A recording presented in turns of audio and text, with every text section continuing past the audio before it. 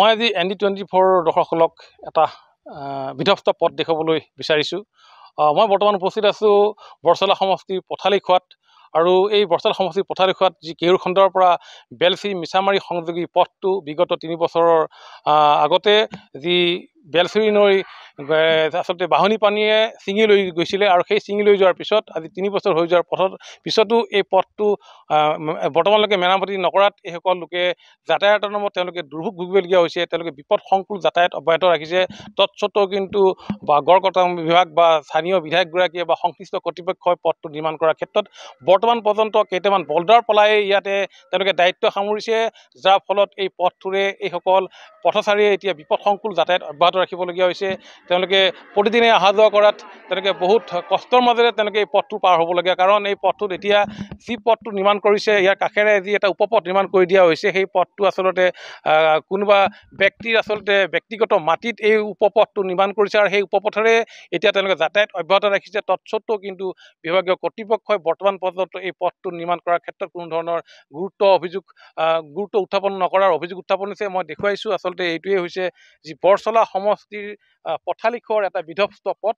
বিগত যি 3 বছৰৰ পূৰ্বে আচলতে যি বেলশ্ৰী নৈৰ বাঢ়নী পানীয়ে এই পথটো সম্পূৰ্ণৰূপে ছিঙি লৈ গৈছিলে, আৰু এই পথটো ছিঙি লৈ যোৱাৰ পিছত বৰ্তমান পৰ্যন্ত এই পথটো নিৰ্মাণ কৰাৰ ক্ষেত্ৰত সংশ্লিষ্ট কৰ্তৃপক্ষই কোনো ধৰণৰ ব্যৱস্থা গ্ৰহণ কৰা নাই, যাৰ ফলত এইসকল লোকে এতিয়া এই পথটোৰে বিপদসংকুল যাতায়াত অব্যাহত ৰাখিবলগীয়া হৈছে।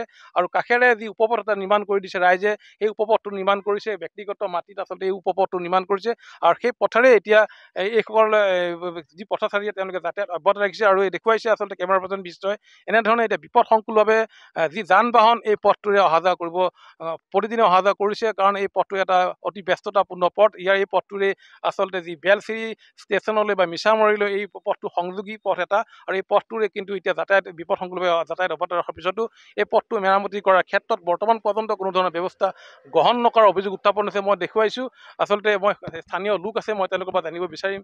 কি ক'ব দাদা, এই পথটো 3 বছৰৰ পূৰ্বে ছিঙি লৈ গৈছিলে আচলতে বাঢ়নী পানীয়ে, তাৰপিছত পথটো মেৰামতি কৰাৰ ক্ষেত্ৰত কোনো ধৰণৰ ব্যৱস্থা গ্ৰহণ কৰা নাই, কি ক'ব? হয় দাদা, মই প্ৰথমতে আপোনালোকৰ চেনেলক মই ধন্যবাদ জনাওঁ। আজি যে আপোনালোকে আমাৰ এই ৰাস্তাখন চাবৰ কাৰণে আহিছে। আজি 3 বছৰ অতিক্ৰম এই আমাৰ বৰ্তমান বৰচলা সমষ্টি পৰিছে। আগত আমি ঢেকেজুলিত আছিলোঁ। আমাৰ চিঙাল ছাৰক আমি কেইবাবাৰো দেখালোঁ, তেখেতে নিজে আহিছে, কিন্তু তেখেতে চাই যোৱাৰ পিছত আমাৰ এই ৰাস্তাখনৰ কোনো দায়িত্বভাৰ তেখেতে লোৱা নাই।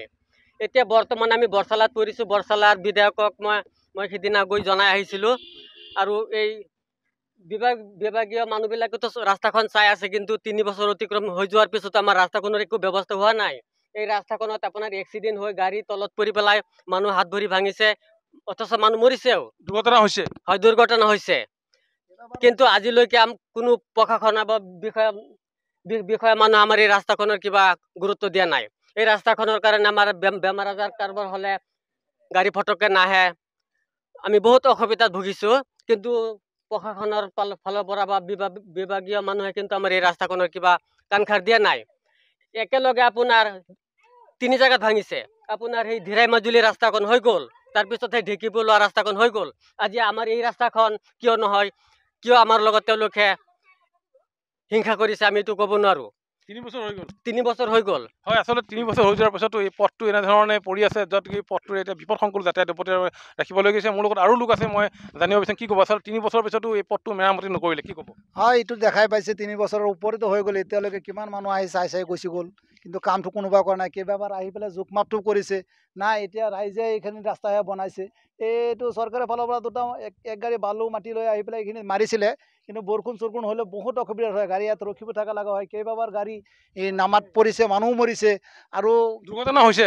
দুৰ্ঘটনা হৈছে, কেইবাবাৰো হৈছে, কেইটা গাড়ী হৈছে, আৰু সৰু স্কুটি বেলেগ জেগাৰ পৰা আহি পেলাই নাজানে, ইয়াত আহি পেলাই পৰি যায়। কি কৰিম, পৰাৰ পিছতে গাঁৱৰ মানুহে উঠাই দিয়ে, এনেকুৱা অৱস্থাত চলি আছে। পথটো আচলতে বাঢ়নী পানীয়ে ছিঙি লৈ গৈছিল। বাঢ়নী পানীয়ে ছিঙি লৈ গৈছিল, এটা ৰাতিতে আহি পেলাই উঠাই লৈ গৈছিল। বহুত কেইবাবাৰ কমপ্লেইন জনানো হৈছে, কিন্তু আমাৰ এই অশোক সিংহল ডাঙৰীয়া আহি চাইও গৈছিলে। এতিয়া সিহঁৰ দায়িত্বত নাই, বৰচলা সমষ্টিত পৰিছে। ছাৰৰ ওচৰতো যাই কমপ্লেইনটো কৰা হৈছে, এতিয়ালৈকে এইখিনি কাম কিন্তু হোৱা নাই। হয় আচলতে সমষ্টি পুনৰ নিৰ্ধাৰণৰ পিছত আচলতে বৰ্তমান এই সমষ্টিটো বৰচলা সমষ্টিত অন্তৰ্ভুক্তি হৈছে।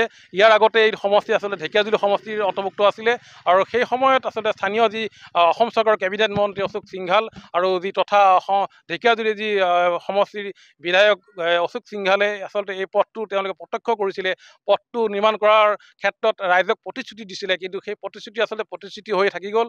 বৰ্তমান পৰ্যন্ত এই পথটো কিন্তু মেৰামতি নহ'ল, যাৰ ফলত এই পথটোৰে অহা যোৱা কৰোঁতে যাতায়াত কৰোঁতে আচলতে ইয়াত কেইবাটাও দুৰ্ঘটনা হৈছে। বহু লোক এই আচলতে ইয়াৰ পৰা পৰি তেওঁলোকে আঘাতপ্ৰাপ্ত হ'বলগীয়া হৈছে আৰু ৰাতি বেলি তেওঁলোকে আহোঁতে বহুত চিন্তা কৰিবলগীয়া হয়। তৎসত্ত্বেও কিন্তু এই পথটো মেৰামতি কৰাৰ ক্ষেত্ৰত কোনো ধৰণৰ পদক্ষেপ গ্ৰহণ কৰা নাই। আচলতে অনাগত সময়ত স্থানীয় বিধায়কগৰাকীয়ে বা সংশ্লিষ্ট কৰ্তৃপক্ষই এই পথটো নিৰ্মাণ কৰাৰ ক্ষেত্ৰত কেনেধৰণে পদক্ষেপ গ্ৰহণ কৰিব সেয়াই হ'ব লক্ষণীয়।